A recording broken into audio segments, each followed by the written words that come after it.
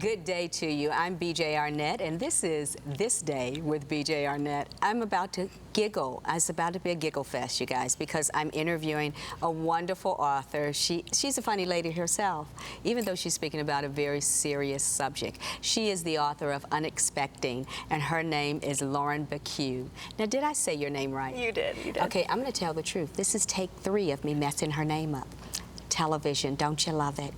Anyway, I want to talk about your journey because we've laughed, we've been in the ladies' room, we've just gotten to know each other real quick.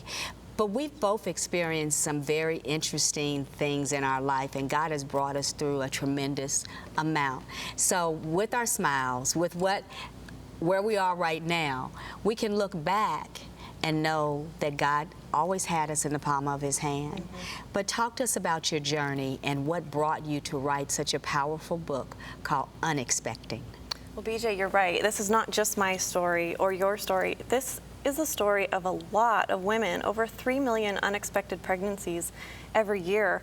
And I just felt that I had learned so much through my journey about myself, my relationship with the Lord, my identity as a sinner in need of redemption. Yes. And I thought that what I had learned could be, well, for sure relevant to other people and hopefully helpful to others. When you take a look at what you went through, the very moment that you looked down and you saw that pregnancy test said positive, your heart went in your teeth. What was the first thing that went through your mind? The first thing that I thought was, this has to be wrong. I must have taken the test wrong. It was an error-proof test, and I thought, well, I beg to differ. This is certainly an error. Not me. Yeah, this cannot be happening to me. So how did you proceed? At that time, were you saved? I was, and committed to waiting to have sex until I was married. But somewhere along the line, that deep conviction kind of slid into more of a guideline, and Ooh. Yeah, that's didn't good, really and that's a good anymore. reality check for many young women and young men who are listening, because we begin to adjust life. You're right. We begin to adjust the word to fit what we want to actually do. And then there's that statement that I've heard women say this since the dawn of time: it won't happen to me. And I am one of the women who said that, for sure. Won't happen to me. As you walk through life and you now know you're pregnant, what did you do? Was mom the first call? Was your pastor the first call? No. Did you call on Jesus at that very moment? No, I did not. The first person I told was my boyfriend at the time. And I did not want to tell my mom. I did not want to tell my sister, who I was very close with. I did not want to tell the Lord. Obviously he knew, but I didn't want to tell him because I was just so embarrassed, ashamed, full of guilt. And I thought, well, before I tell my mom, before I tell the Lord, I need to get this figured out. I need to put my life back together and figure out what I'm going to do about it, because I don't want anybody to see how badly I've messed up. I want them to see, oh, well, yeah, I messed up, but I've got it all together now. So there's this false sense of where you're at. For sure. There's this, I'm better off than I really am. I've got it all together, and I really don't. Really don't.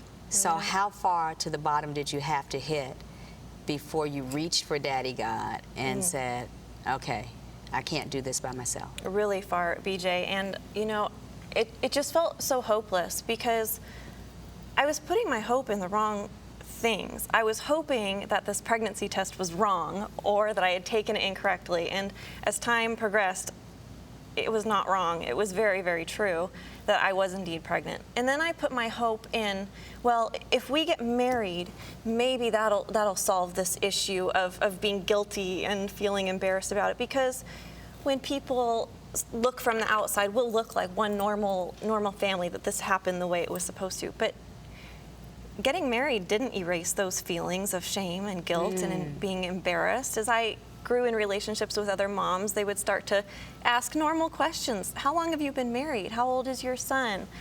And I really couldn't answer those truthfully without feeling ashamed. So there was this buildup of lying for and sure. lying and lying in order to hide the reality. You're right. And then I put my hope in, well, I ruined God's plan A for my life, but maybe if I try to get it back on track, then I can reach out to God, and then everything will be okay. But oh, so you were one of those like me that Yeah. wanted to be perfect Yes. in order to get truly saved Yes. and converted. Yes. Why do we think that I way? don't know. I don't know. It just took a long time for me to really grasp the promises of God's word, that all things come together for good. Romans 8. And that all things, that includes our sin, our messy situations.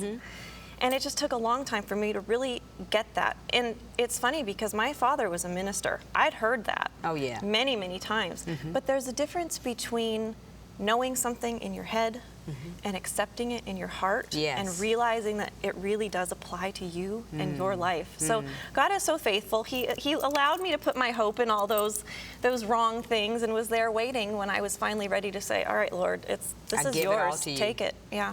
Do what you So will. after the baby is born and you look at your son and you see that miracle, because you know, you look at their fingers and toes and eyes and eyelashes and Yeah. oh, this is, all of it is so incredibly amazing. But you then know that you have the responsibility to be so different, to be so transformed by Christ, that you only pour into that child the very Yeah. best that you can possibly. You're right. You're right. I mean, children are such a blessing. We're told that in the Word, and suddenly this baby arrives, and he kind of just made it all so real for me. And transitioning from this, college student to suddenly a mother, and you go through it. It's everything you go through is for him, and just trying to be the best mom you can. As young women and men, and because I don't like leaving out the young men, in the United States, we talk about pregnancy as if it happened alone, and it did takes not. two to tango. It really does. And when a young man finds out that his young woman is pregnant, especially knowing the Lord, Yeah. there's something that happens in him as well. But then you have a son. For me, having a son transformed how I thought about men altogether. The first thing I thought was, I want him to be what God really speaks of, made in the image and likeness of Right. Christ. I want him to understand that he is all power given to him by God, and that he is to manifest his glory on the earth, period. So how did you keep from trying to make absolutely everything perfect in his little natural world, Right. versus being the spirit-filled mom in front of him? Well, letting God lead instead of letting myself Self-lead. lead. I saw where that went, and it was not a pretty road. So really letting God lead, and just trying to, show first of all God's love to my son, and then just doing the best that you can one day at a time, and not pretending to be perfect by any means, but still trying to communicate, a standard of love and boundaries and all that comes with that. As you were writing this book, there's no question that understanding that what you had done had resulted in a pregnancy, but then you know that pregnancy is wanted by God. God himself Right. will raise you and that child. Right. As you wrote this book, as you began to put pen to paper, Yeah. there's some things that were inside of you that I'm sure that you didn't expect to come out Right, in your book. Right, for sure. I mean, we can debate God's sovereignty and free will all we want, and while I definitely was the one who made the decision to sleep with my boyfriend at that time, God was the one who chose whether or not life resulted in my choice, and he did choose to give us a little life, and there is purpose for him on this earth, and God did that on purpose and for a reason. As young men and women read your book, it is called Unexpecting. Right. Talk to us about the choices and the reality of how to live out the choice that will help young people understand that abortion is not the answer. Well, choices definitely have consequences. That's my main message. Don't go around thinking that I'm immune to the consequences of my choices, because none of us are immune to it. But you know, if it does happen, and if you do find yourself in that situation, I can remember just thinking, I mean, I am very pro-life. That was a very strong conviction of mine, and it still is. But when I found out that I was pregnant, abortion was extremely tempting to me. Yes. I actually had an appointment with Planned Parenthood for an abortion and canceled it the night before because I thankfully realized it wasn't the right decision. But it can be so tempting because it's defined as this easy way out. And that's not true. Right. That's not really what it is. And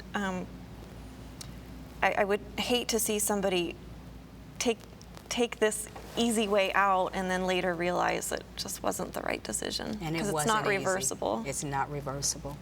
At the point of the birth of your son, and you are now looking at a young boy who's now how old? He'll be 8 next month. So now he's walking, talking, and making decisions. Oh, yes. How are you guiding him as an 8-year-old, as a 5-year-old, soon he will be right around the corner. It's going to be a high schooler looking at you in the face.